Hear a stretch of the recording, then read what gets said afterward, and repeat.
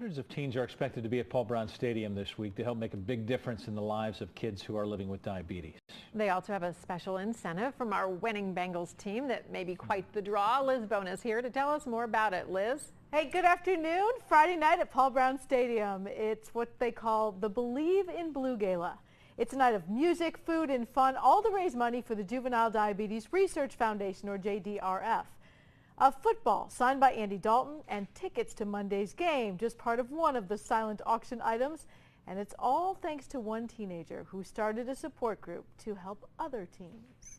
Red hot, our team is red hot. As captain of the cheerleading squad, Hadley George does everything possible to keep her blood sugars balanced. Otherwise, I get very shaky and my heart starts to race and I get dizzy.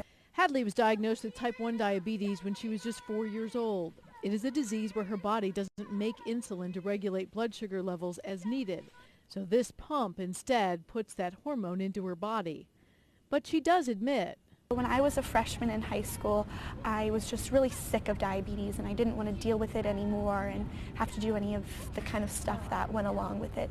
And I just got very sick. So she realized then that she needed to do something to take charge of her health, and she needed help doing it. So she decided she would ask her friends to team up for a very special group where others might encounter some of the same problems. She calls that group Type 1 Teens. So I decided to start a social group for teenagers with type 1 diabetes where we meet monthly at fun different social events, and we don't talk about diabetes and all the emotional stuff. We just kind of get to know one another and hang out.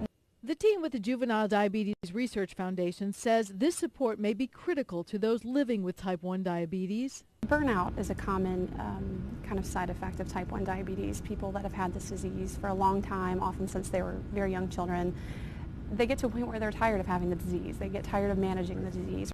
Hadley's cheerleading team says this captain has showed them to live by example. She just took it and made it a good thing. Something that reminds all of them every day to simply keep cheering her on.